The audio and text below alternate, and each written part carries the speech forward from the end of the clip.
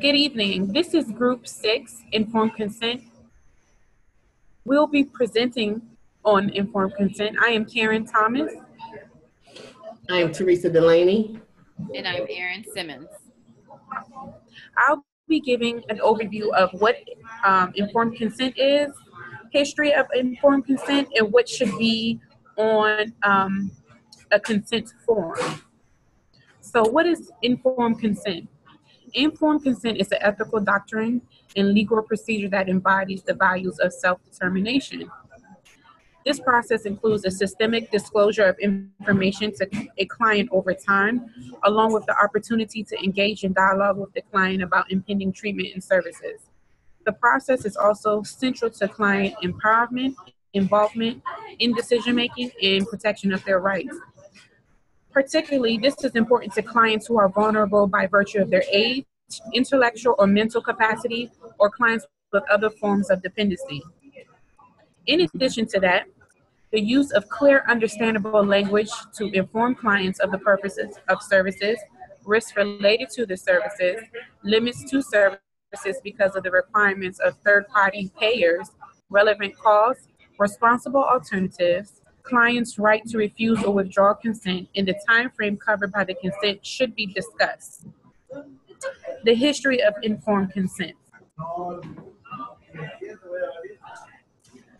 The Nuremberg Code is a set of ethical principles for human experimentation set as a result of the subsequent Nuremberg trials at the end of World War II. 23 physicians from the German Nazi Party were tried for crimes against humanity for the unlawful experiments they carried out on unwilling prisoners of war. Many of the medical experiments took place at the Auschwitz concentration camps, where Jewish prisoners were tattooed with dehumanizing numbers onto their arms. These tattoos would later be used to identify their bodies after their death.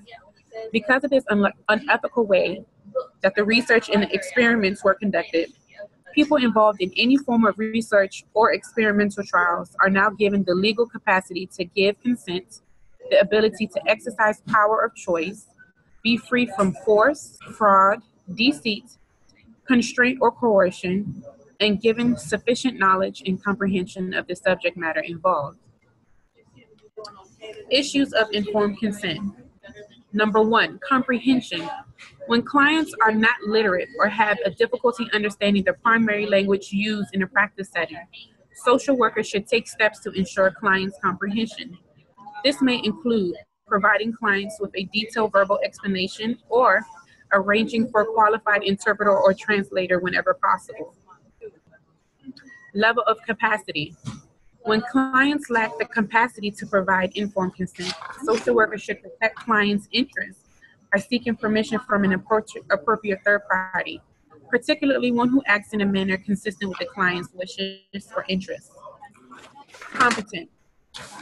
When clients are receiving services, voluntary or involuntary, social workers should provide information about the nature and the extent of the services and about the extent of the client's rights to refuse service. Recording clients' information. Social workers should obtain clients' informed consent before video or audio recording clients or permitting observation of services to clients by third party. Just because a client agrees to receive services from an organization, they have the right to agree or refuse such. What does a consent form need to include? Number 1, provider and client service agreement. In this section, it welcomes the client to the practice. It contains important information about the professional services and businesses policies. It contains a summary of information about the Health Insurance Portability and Accountability Act, also known as HIPAA. This law protects clients and provides them with the right. This federal law provides privacy protection and clients' rights about the use and disclosure of protected health information. This is important, especially if providers take payment or bill for health insurance reasons. Services. Underneath this section, It discusses the risks and benefits associated with a particular services, i.e. psychotherapy. It also gives the number of sessions and if evaluation is needed. Appointments. Under this section, it would discuss the frequency and the duration, how to schedule and to cancel appointments. Professional fees. If any fee is needed any fees the client is responsible for paying should be specified, and also the purpose for the fee. Insurance. Providers should state how they're going to file and ascertain information about client's coverage. In addition to that, the provider also needs to let the client know that they're responsible for knowing their coverage and notifying the provider if and when there's a coverage change. Lastly,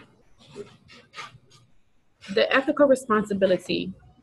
Social workers' ethical responsibility is to provide a full informed consent process as a part of the relationship rather than a checklist to meet. A standardized form completed during intake, billing office, or in a waiting room would not meet the moral obligation. Furthermore, by doing so, it helps with rapport building and establishing a sense of trust in the provider and client relationship. I'm now going to turn over the presentation to Erin. All right. So my section is on how informed consent is related to social work. Informed consent is directly related to social work ethics. It is under Standard 1, Social Workers' Ethical Responsibilities to Clients, and that includes informed consent. So 1.3 of the Code of Ethics is all about informed consent.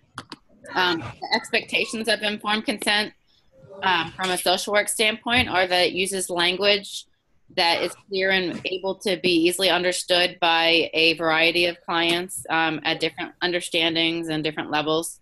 It addresses any risks that are related to the services being provided, addresses third-party payer relevant costs. It also addresses some of the same things that Karen shared with us. They have the refusal to consign.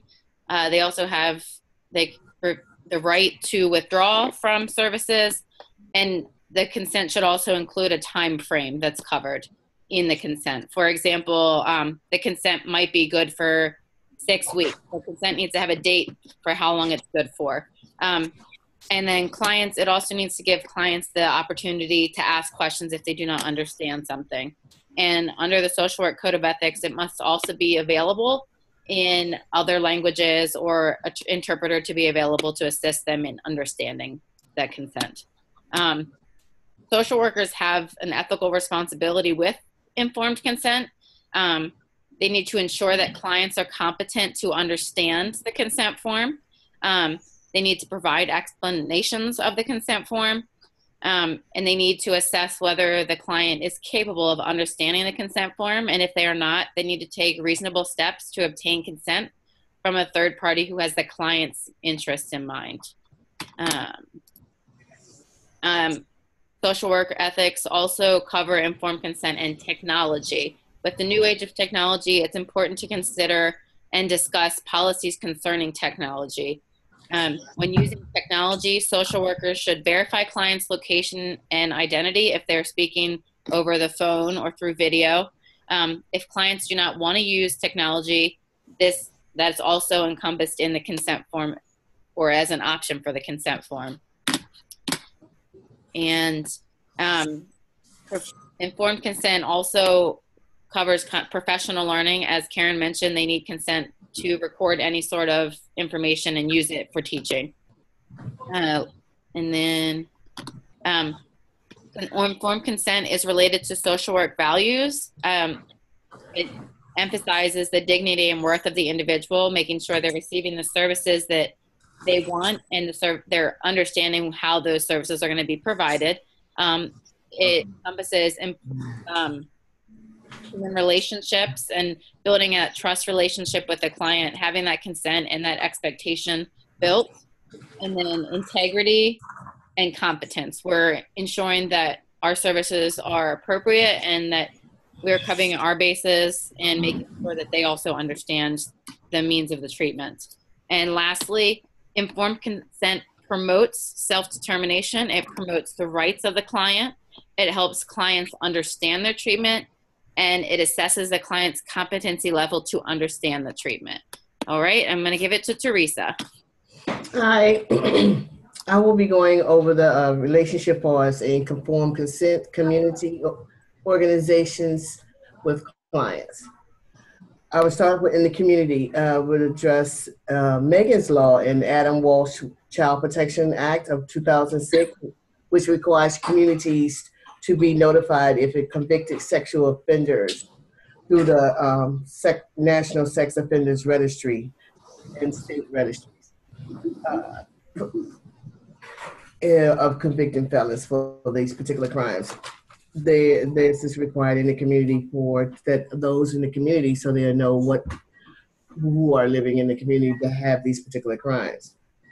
Administrative and electronic records. Social workers are to take precautions to ensure and maintain the confidentiality of information transmitted to other parties through the use of computers, electronic mail, facsimile machines, telephone answering machines, and other electronic or computer technology.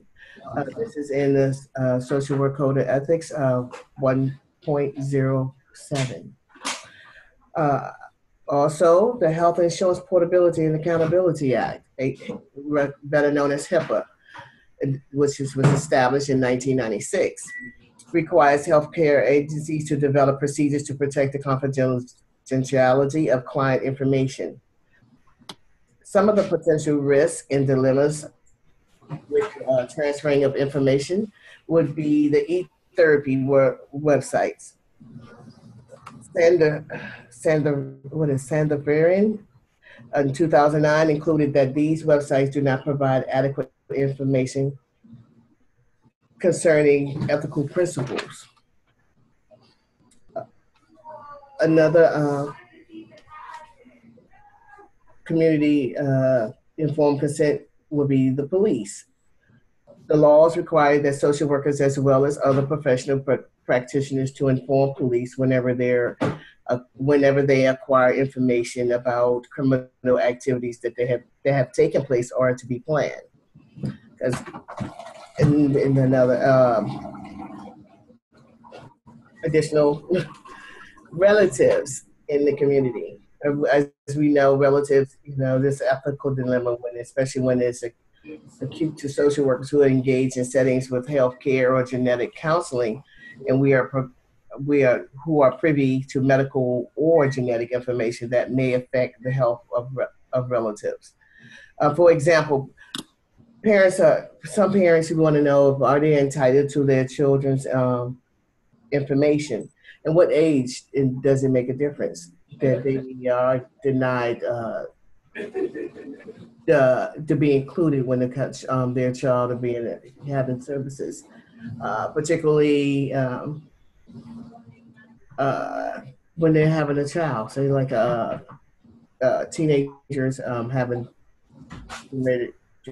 she goes to the hospital, or he or she has been notified that she has a communicable disease, and the parents are on the parents' insurance, and they want to, the parents are like, well, why can't I be privy?